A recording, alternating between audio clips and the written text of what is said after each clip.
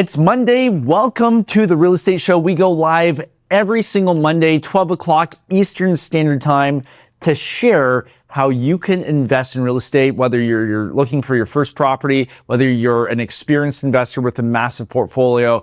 We talk about everything to do with real estate investing. And today, I'm going to share with you how you make bank, how you actually make the big bucks in real estate. Because there's a saying out there that goes something like this: well, you make your money when you buy, but you actually get the money in your bank account when you exit. So the topic today is all the different exit strategies, how you can exit, how you want to think about your exit, and all of the things that go into making sure that you get out of the deal and you make bank. All right. So as we get started here, or I guess I should say the first thing we're going to cover before we get into the checks is how do we actually end up at exit, right? And it's going to depend on the strategy, the real estate investing strategy you're going to deploy, because this is going to factor into what we're going to do when we exit the deal. So number one,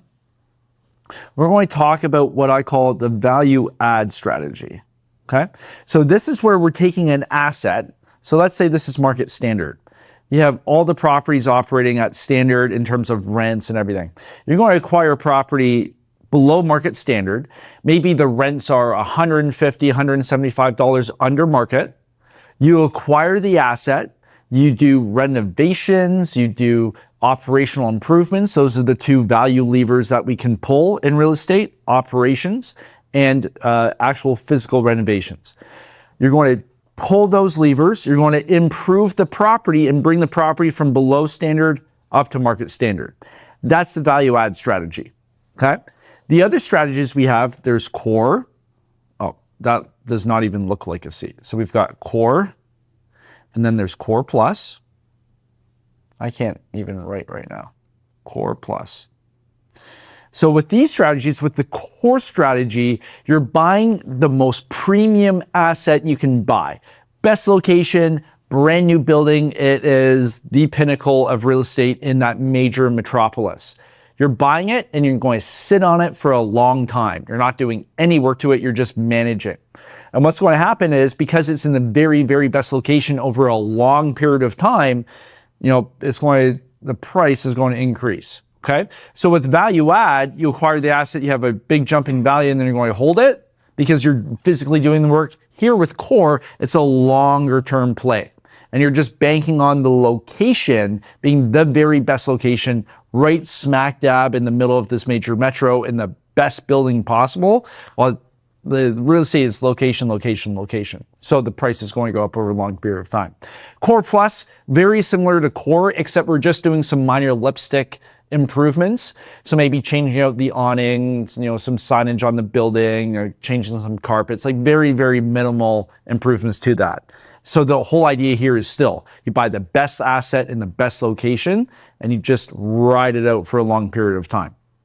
There's also a strategy number 4. It's called opportunistic. And this is where you're looking for distressed assets. Maybe they just had a huge fire. It's completely vacant. Somebody has to come in with a lot of skill.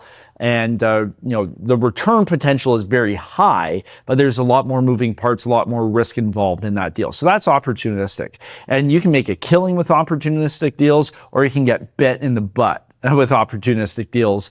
And you just have to be a really, really solid operator. So those are the 4 key strategies in commercial real estate: value add, buy an underperforming asset, improve it; core, buy the best possible asset, just sit on it; core plus, buy the best possible asset, do a couple lipstick things; and then opportunistic, you're looking for some big problems to fix, but with big problems come pretty lucrative solutions. All right. So how does this factor in to our exit plan, our exit strategy? Because when we're holding real estate, especially cash flowing real estate, so you may get that with opportunist deals, you may not, depending on how the deal is set up and the type of deal. But generally, I like to call distribution. So every month, the piece of real estate is going to pay you distributions. right? So these are cookie crumbs, and the cookie crumbs, whet your appetite every month. Every month is going to pay you something. But there's something called a capital event. And a capital event is either going to be a refinance or it's going to be a sale. And that is the cake. I'll draw a couple candles on the cake too. That's the cake. This is the payday. That's what we're looking for. So like I said, distributions, the monthly cash flow, monthly profits, that just keeps it interested in the game. You really make your bank and collect that money. You remove it from the property when you have a capital event. So a refinance or a sale. So how do we approach capital events in real estate? Let's first talk about a refinance. Because when you're acquiring an asset, you want to know what your plan is after you finish. So let's say it's a value add. It's a value add deal. You want to have an idea in your head, okay, I'm acquiring this asset. I'm going to do all of this work. It's probably going to take me 2 years. So my plan is to sell it or to have a capital event in year 4 or year 5. That's your plan. Because at some point, you've improved it enough where the juice isn't worth the squeeze anymore, and you're holding on, putting on this effort, keeping on this equity tied up for very little return, because you've already done like 80% of the work. And that's why you see some assets trade or sell, in year 3, but they haven't completed their business plan, but they're like, hey, listen, we're actually getting a way better return because, we're getting the money out sooner. That's going to impact your IRR, your internal rate of return. I've got other videos on that subject. Just search on my channel for IRR, internal rate of return. But when it comes to a refinance, a capital event, this is the play, right? So you're acquiring the asset here. So let's say it's you acquire it for $1 million, just to keep things simple. You do your value add play, you're going to improve it, you do some renovations, you change out some things in terms of operations, you add a whole bunch of stuff. Change out the staff, you make it more efficient. Now the asset, based on the income, because with commercial real estate, the asset is valued based on the NOI, the net operating income. So the way we do it is you take your NOI, and you divide by the cap rate, the capitalization rate in that market, and then that's going to give you the value of the asset. So the whole idea behind the value add strategy is we're driving that NOI. We want to increase that net operating income as much as possible, so that way we get a higher valuation. So let me walk you through this. So $1 million. I'm able to take that asset from $1 million to, let's say, 1.5 in terms of valuation. Just an example. Okay. On this asset, I have a $500,000 mortgage. So I'm 50-50.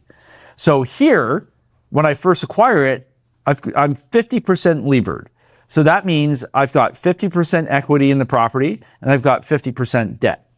Now that I've increased the value of the asset to 1.5, this changes, right? Now I have $1 million in equity and I only have $500,000 in debt. So now I'm 2/3 equity, right? So we can see how the debt doesn't change. That stays stable. And because I've increased the value of the asset, I now have more equity in the deal. So this is where a refinance can come in. You can go back to the bank because the bank loaned you at a 50% levered position right here. You can go back to the bank and say, hey, Mr. and Mrs. Banker, my asset is now worth $1.5 million. We're going to do some appraisals and make sure it's worth that. I want to take out some of that equity that's now trapped inside of this deal, right? Because the more equity that's trapped in the deal, that's money that's sitting there that I could deploy in another deal, right? So what we want to do is we want to have that capital event and we want to refinance and add new debt to the property. So the deal is now worth 1.5 million. So what we would do is we would add another 250K in debt to bring our total debt on this property to 750. Now, what does that do? This asset's worth 1.5.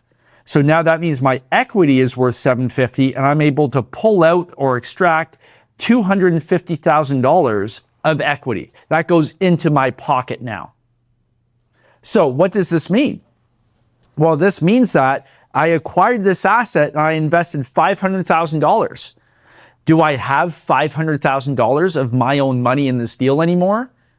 No, I only have $250,000 of my initial capital in this deal because I was able to pull out $250,000. What does this do to my returns over the long term? Well, now in the future, as the property goes up and up and up, my returns are calculated based on $250,000 investment instead of $500K. And eventually, over time, if I choose to, I can refinance again. Let's say this deal goes up to $2 million. Okay, so let's figure this out. So this deal goes up to $2 million, right? So it goes up again, $2 million. So now I can go back to the bank and say, hey, Mr. and Mrs. Banker, my asset was worth $750 or 1.5. You had given me $750,000 and I have $750,000 worth of equity. I'm still looking for that 50-50 ratio. So now the bank's going to say, well, okay, let me give you another $250. So now we have $1 million of debt. And now what does that mean? I have $1 million of equity in the deal. So now I've basically extracted, right, an extra $250 out of this deal. And so I've extracted $250 at 1.5. I've extracted $250 at $2 million. My initial investment was $500,000. How much of my initial capital do I have left in this deal? Zero. At this point, you have what's called infinite returns. You are earning money from real estate with none of your own money in the deal. It's the bank's money in the deal at this point. And now you could hold this asset forever and your returns are infinite because you have no investment in this deal anymore, other than your time and your effort in terms of managing, which is certainly something to take into consideration. But in terms of actual money, actual investment, infinite returns. So you could, and some people choose to do this, they acquire an asset and they keep refinancing and refinancing. Sometimes they refinance every 10 years, but they don't care because they don't have any of their own money in the deal. Right? So that's one way to earn money in real estate and bank and collect those checks. Okay? So another example, and I'll just keep this example right here, is same $1 million property. You do, now it's worth 1.5 and you can sell the property. Now I'm not going to calculate all the commissions and stuff because that's going to get too calculated, but just broad overview. We acquired the asset for 1.5. We've manufactured, we've forced the appreciation of the asset to 1.5. There's a half $1,000,000, a $500K spread there. We sell, okay? We no longer own the property. We have nothing to do with it.